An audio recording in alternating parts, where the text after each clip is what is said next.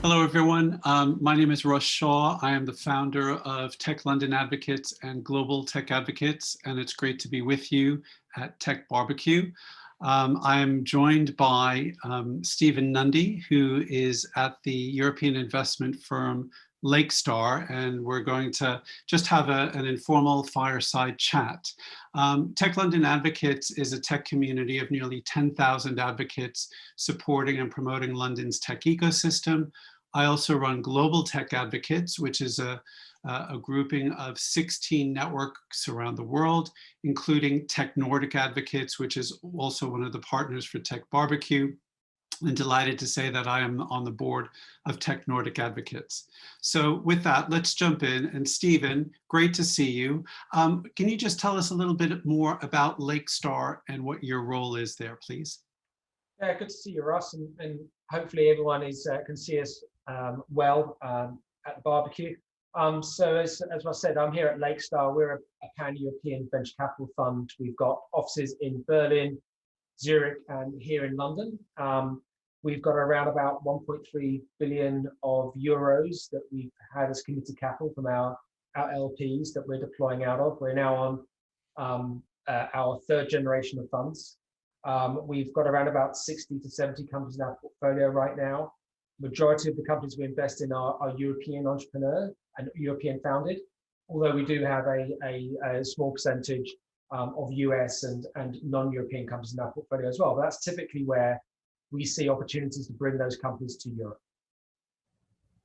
That's great. Thanks, Stephen. And maybe just for the theme of this session, and I've got a few other questions lined up for you, but what are one or two things that you've learned during the pandemic that you could share with the audience? During the pandemic, I think we've all probably got our stories of how businesses continued or not continued, or the challenges that we've had. I think, from a purely professional perspective, I think that the pandemic has really accelerated and leveled the playing field for access to entrepreneurs and to venture capitalists alike. I think the Zoom generation that I think we've all suddenly adopted with rigor and with enthusiasm because there's been no other option has again really helped, I think, just allow more conversations to happen than I would have believed otherwise. I think when we all started going to lockdown in end of February, beginning of March, I think there was a lot of worry that things would completely freeze up. But what I personally found is that getting access to and having conversations with people has never been easier. No longer are having to wait for 1 or 2 weeks before we can slip in a casual coffee, and then the coffee gets cancelled because the tube system is broken in London or something else, or we can't make it to Paris or to Berlin. I would say that the communication side of things has been absolutely excellent through this pandemic, and hopefully we can then start taking transactional conversations into kind of real world interactions in the not too distant future. That's great, thank you. And looking at technologies, what are some of the technologies that you're most excited about right now, and has the experience of the pandemic impacted that in any way? Well, as a technologist myself, and I spent 20 years building platforms and writing code and running teams, and now I'm in this very privileged position of being a venture capitalist, of being a CTO here. Of course, I get excited about all kinds of technologies that are out there, and sometimes I feel a bit like a kid in the candy store and not sure where to look next. But if I was going to touch on a few that I'm personally spending a lot more time in, I think there's the API. The APIfication of businesses, I think, is fascinating.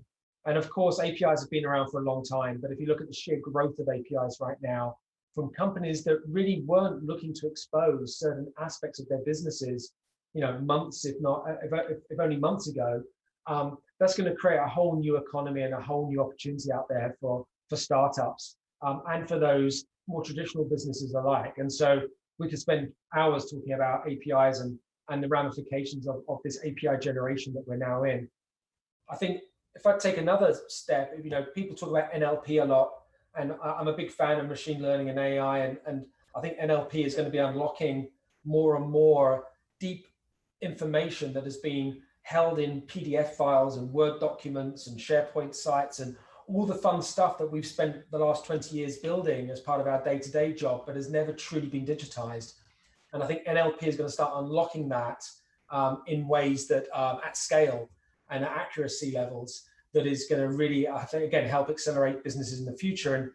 And then with GPT-3, people are getting very excited about that. Who knows where that's going to end up? But clearly, there's leaps and bounds being taken in the NLP space that I think it'd be crazy for us to ignore.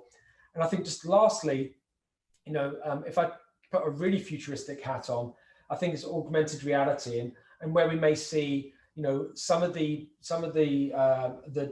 push and the innovation that the gaming industry has done in terms of real-time graphics, real-time virtual worlds, and how that starts interlacing with our kind of day-to-day lifestyle.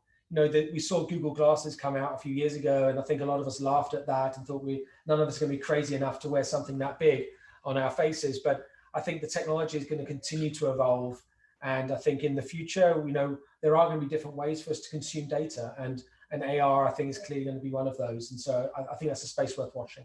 Okay, so of those 5, you've mentioned APIs, machine learning, NLP, GPT-3, and AR, a bit of alphabet soup here. Yeah. What's the one that you're most excited about? And then I'm going to ask you to put your investor hat on. So from a future technology perspective, which one of those do you think, this is really going to explode? Right now, I'm spending a lot of time on the API side. Okay. If I look at the investments that I'm making and the portfolio companies that we're working with, how you interconnect APIs, how you scale APIs, how you create a nice aggregation of APIs, and you're unstitching all this soup and legacy software that's been built up over years, that is where I'm seeing a lot of opportunity. Now, be that, there's one company we've invested in here in the UK called Impala, who's trying to unstitch the spaghetti of all the hotel management systems. So when you and I try and book a hotel room, how can we have a very clean API that's going to work across thousands of hotel chains around the world, so that we've got a unified front door when all those hotel chains are using property management systems that have been built up over the last 10, 15 years, some of which don't have an API, some of which have an across the old database, some of which are very modern and do have an API. And so there's a lot of ugly spaghetti code and plumbing that has to be kind of thought through in the background there. Another company that's in the API space is in open banking, and I've just led an investment in Yapily earlier this year in the open banking space. There's a lot of players out there. Again, this is about how do companies come along to provide the crucial infrastructure to take away this complexity of connecting to a number of legacy systems or legacy businesses to allow the next generation of innovation and startup to thrive. And so certainly, if I was going to pick one that I'm probably spending more time in than the others right now, it's how we think about APIs and how do we manage APIs, how do we orchestrate APIs. There's a whole new industry evolving around cybersecurity and denial of service attacks around this sector. And then obviously having an API is one thing, but how do you transmit the data efficiently? How are people using those APIs in ways that you unintended consequences, where you may be, how do you deal with capacity? How do you deal with performance of APIs? So there's a whole industry there that is that's evolving off the back of some of the ease of connectivity that has come about in the last few years. Okay, that's great. Thank you. Now, you used the word investment landscape, and obviously with everything that's been going on over the past few months, there's been a lot of disruption to plans and funding, et cetera. What's going on in the investment landscape, and what do you see happening over the coming months for an investor like yourself? I think there was, right at the beginning, and I know, Russ, you and I spent a lot of time talking about this. I think in the early days of COVID, I think people were very concerned around would liquidity in the investing space dry up. And certainly I know I've heard of some stories of that happening, but I'd say as an overall theme, where we are operating, we have not seen a slowdown in any meaningful way. You have some seasonality because of the summer, but in many respects, I think the traditional seasonality of things slowing down this year has actually been somewhat reversed because of the access to Zoom and the way that people got into this new normal of meeting virtually. The fact that people may be on vacation and therefore let's take August off just disappeared completely. I know it did for many of us. And so I'd say right now there's a new normal that has appeared, but it hasn't seen a slowdown in investing cadence. Certainly, where in the areas that we've been operating in, I think certainly in terms of how our founders may be looking to raise more funding, or founders that we're talking to for the first time, there's definitely a keener eye on unit economics. There's clearly a keener eye on cash burn and agility around cash burn, and the spend around marketing, and is that being used efficiency? But these were all questions that good founders would have great answers to under normal circumstances anyway. But I think probably the environment has just made everybody in the ecosystem really kind of up their game in being really laser focused on those particular aspects, and being transparent to investors and to their founding teams alike that, you know, these are numbers that people care about. Okay, thank you. Let me just move to the last couple of questions, which is around the Nordics. Obviously, TechBBQ being a big annual event in Denmark, and I'm sure the audience is interested to hear your views. So what kind of presence does Lakestar have in the Nordics region, and what are your ambitions for the region going forward? So, you know, prior, if I look at 2019, we were out in the Nordics probably once a month or so. We have the way we organize ourselves at Lakestars. We have a thesis-driven investment strategy, but we also have a geo coverage strategy as well. And so we have two senior folks from the investment team are responsible for our Nordics coverage. But then, as a thesis-driven team, if there's companies that I want to look at, I look across entire Europe as an entirety, and I will go searching out companies on that basis.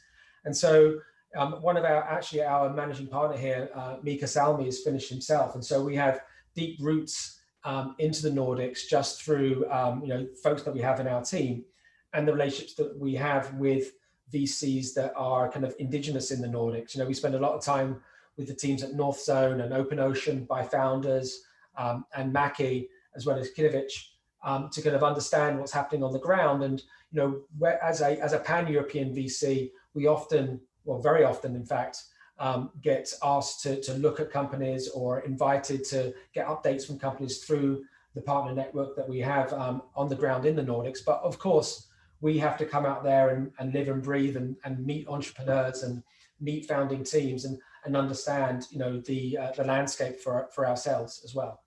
Okay, and at Lakestar, you've invested in some prominent Nordic-linked scale-ups, Spotify being a great example of that.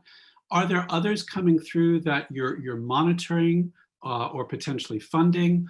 And also, are there interesting technologies that you're seeing in the Nordics region that really excite you, or particular tech verticals that really excite you? So, of course, we're tracking a number of companies in the Nordics right now, and some of this is all about timing. You know, fortunately, we can enter into the investment cycle either as an early stage investor at Series A and all the way up to kind of Series D and E. We can invest that, so we're kind of fortunate from that perspective. But it does mean we do track a lot of companies. In terms of the Nordics specifically, you know, what do we hunt there? We've got, you know, we've recently started spending a lot more time in the gaming industry, and clearly with, you know, large gaming companies that we know very well coming out of the Nordics. We're very close with Ilka at Supercell, with David, who started Unity, and also Timo at Small Giant Games. You know, we've now made 4 or 5 gaming investments of our own, and so, you know, we're continuing to kind of track what comes out of the Nordics and the gaming industry. I say and that's new to us, right? That's a relatively newer sector that we're looking at. If I look at the traditional sectors, you know, B2C, you know, started with Spotify, but then if you look at finance as well, you know, what we like about looking in the Nordics is the adoption rate for new technologies is faster than we see from many other countries across Europe. And so it's almost like a petri dish for how adoption and the potential speed of adoption. You know, being a British guy myself, I know there's always a lot of cynicism about technology change up and down the country here. But certainly we look to the Nordics to see where are the fast adopters, where are the technologies emerging that are gaining that adoption. And if you look at, be it looking at electric vehicles, be it look at the mobility industry, whether you're looking at cashless societies. I would say, we're certainly looking at the innovations in the Nordics to see where there are transferable companies that we think the rest of Europe are now ready to adopt, and how we can be helpful there, and also use it as learnings for some of our own companies who may have aspirations to move to the Nordics as well. Great. One last question for you, Stephen, and a brief response, because I know we have to wrap up. Looking into 2021, what's your views about what's going to happen in 2021? Are we going to still be in this pandemic cycle of ups and downs, or do you see some things really starting to click together going into next year? I think, look, I don't know what's going to happen with, whether we're going to come out of lockdown, obviously. What I do feel, though, talking to our founders and the ecosystem, I think people are really keen to get back face to face in a safe way. I think there's certainly a lot of fatigue, I think, in the network right now of, obviously using technology such as we're using today is fantastic. It keeps the network alive. But I think that serendipity, people are really, really hungry for serendipity to return. And I really do hope that in 2021, we can start meeting face to face again, and really talking through and getting to know each other at a human level rather than at a transactional level. So I think it's only when you start doing those things does the magic really start occurring, and people start talking about things in a different way and collaborating in a meaningful way over a longer period of time. That's great. Thank you, Stephen. And I loved your phrase about the Nordics as the petri dish for adoption. So I'm sure Jeanette Carlson, who's the founder of Tech Nordic Advocates, has already scribbled that one down, and we'll be reusing that. So Stephen Nundy, investment partner and chief technology officer at Lakestar, thank you so much. And for everybody, on behalf of Tech London Advocates and Global Tech Advocates, thanks for having us for this fireside chat today. And I hope that the rest of TechBBQ goes well and smoothly. Stay well, be well, and hope to see you soon.